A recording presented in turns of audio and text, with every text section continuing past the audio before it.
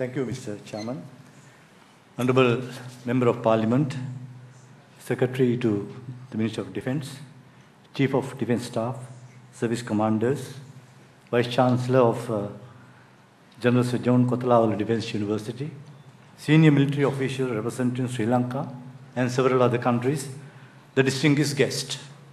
I am honoured to be present at this occasion, address this very distinguished audience on the subject of the role of the armed forces in sustainable development. Many people may wonder as to why a civilian officer is to address this subject of this nature. But nevertheless, I am extremely pleased to talk in this subject on account of my own experience with the armed forces in Sri Lanka and place on record my own observation on a different dimension.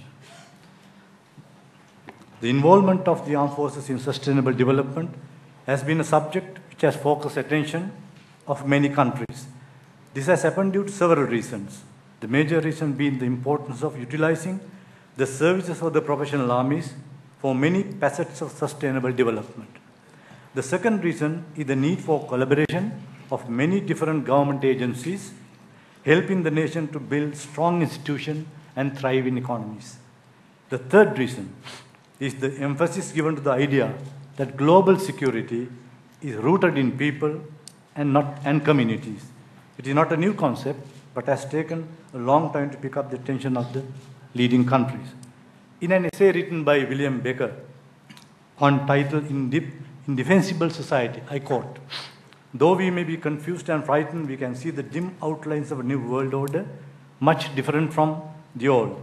It is an order promoting life rather than death, peace rather than terror, self-realization rather than frustration, community rather than alienation, and personal opportunity rather than powerlessness. From this new order, we can construct a defense plan which allows each of us to be not a terrified bystander to the drama of international affairs, but a direct participant in the healing of the planet, contributing to world security daily in our homes and workplaces.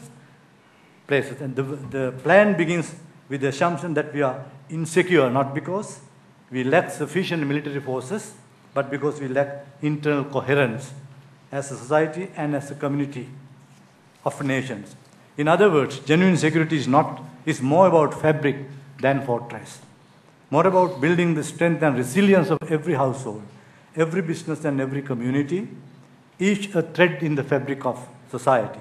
The military's embrace of sustainable development is a very important step in that direction. An active partner in national service.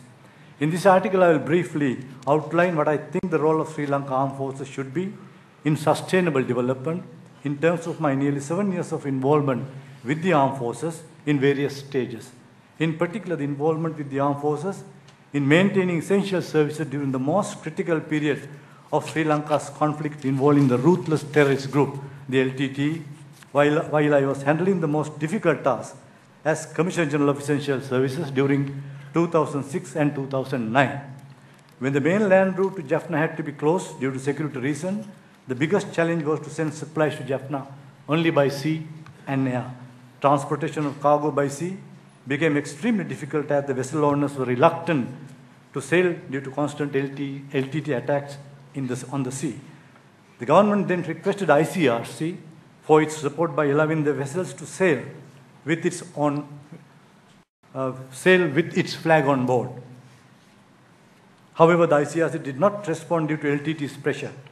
It was then the Sri Lankan Navy who voluntarily obliged to provide the security despite their daily confrontation with LTT Sea Tigers. In addition, loading of cargo in Colombo and unloading in Jaffna were completely banned by the Sri Lankan Navy in order to expedite such activities. When the Point Pedro harbour had to be closed down due to LTT attack on a ship unloading cargo, flour, Sri Lankan Navy within a month expanded the fishery harbour at Mailidi to facilitate unloading of cargo and thwarted the LTT strategy to break down supply. The transportation of cargo to the main godowns in the Jaffna city, supervision of delivery and provision of security for transportation was completely in the hands of the Sri Lanka Army because the civilian administration at that time was not strong enough to handle this Herculean task. Sri Lanka Air Force was obliged to transport essential medicine that require refrigeration facilities and other urgent supplies by its daily flights, which were used to facilitate troop movements from Colombo to Jaffna. Such were the support rendered by the armed forces to sustain the lives of the people who were beleaguered. The most important humanitarian activity involved in this operation was to keep the civilians in Jaffna contented and secure through laying the foundation of trust between the civilian and the armed forces. I consider these services as part of the strength of the military to sustain development even in emergency situations. The next step is my experience with the armed forces, presently what I am experiencing in post-conflict development in the northern region in the aftermath of the biggest operation launched by the security forces in May 2009 that ended nearly 30 years of armed conflict in the country involving the LTTE. Peace, stability, and sustainable development.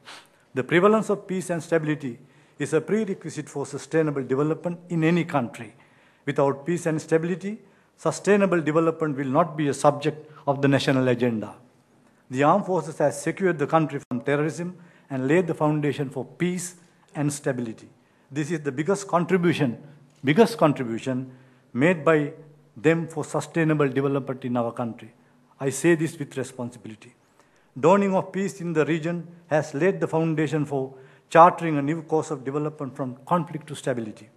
The development of economic and social infrastructure and resuscitation of the economic base in the region has paid outstanding dividends in less than 3 years.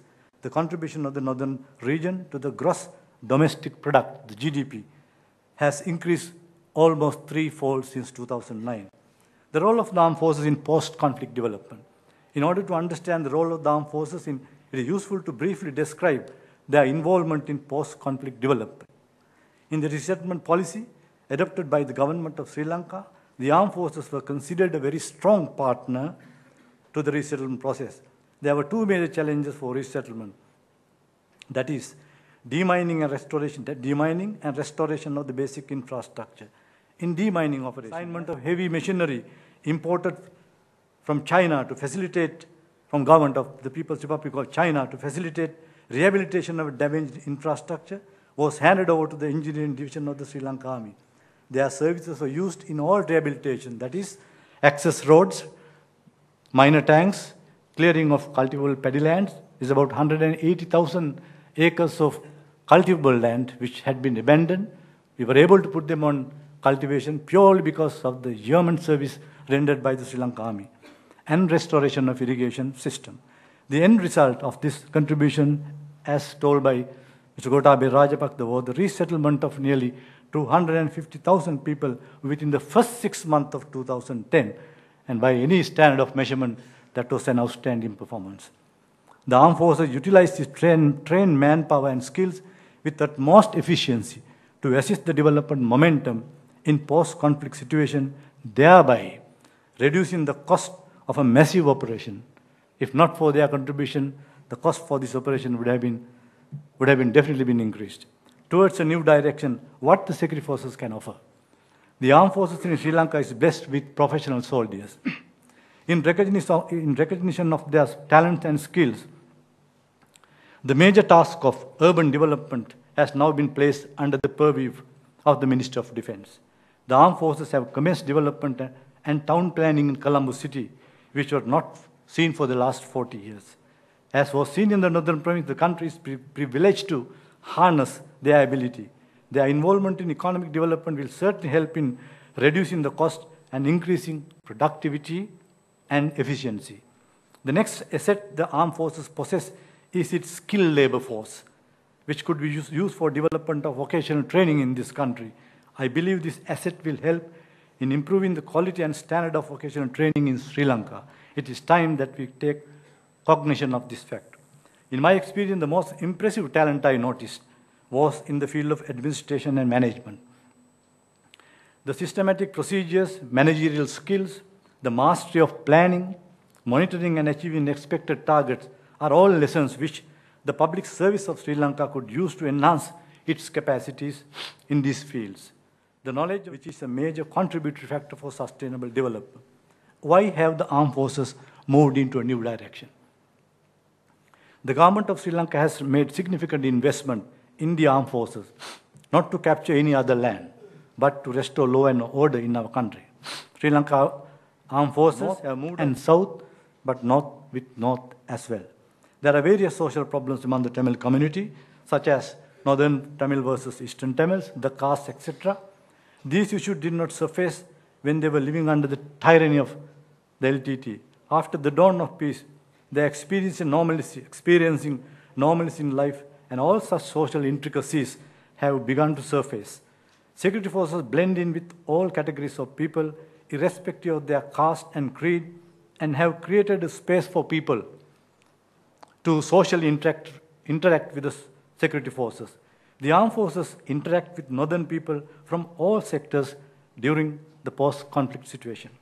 Even when there was tension among their own people, the armed forces played a role of go-between to bring them together, because they are the nearest point of contact for the remote villages, because I usually more often travel to the northern region. I see this. Outside world is ignorant of this social transition because they do not have such experience. The intention of the armed forces is to heal the land, removing the threat of terrorism, and that is only one aspect of the role of the armed forces. There are other important roles that they could perform. The most important among them is the creation of a social bond for the next generation to continue by strengthening the North-South interaction, to regain what had been lost for the last 30 years, and creating a situation to sustain the ongoing social and economic development so that our next generation will not have to go through what the country had and the armed forces have gone through for many years. I'm not speaking on behalf of the armed forces, but what I have seen as a civil servant. It was easier for me to work with them because of their understanding and transparency and sincerity. Without their support, my task, both as the Commissioner General, Essential Services, and present task, would have been a very, very difficult task indeed. A lot of people criticized the presence of the security forces' involvement in development. Of course, why not? They are part of public service and have changed its role. Of course, they have drawn lessons out of the 30 years of conflict, which the world could benefit from. True, there have been mistakes. They did take lessons from having defeated terrorism and are willing to share their experience with the outside world. Conclusion. There is definite role for the armed forces in development of a country, and that role adds to sustainability, because armed forces, unlike others, have a fallback role. Today they can use any development tool, Mamati or whatever it is, but tomorrow they may have to take a weapon. The armed forces have conscience to security of the nation, country. They serve the country by reducing the threat for security, because heart of the armed forces is to heal the nation and building internal coherence as people, as a society, and as a community of the nation.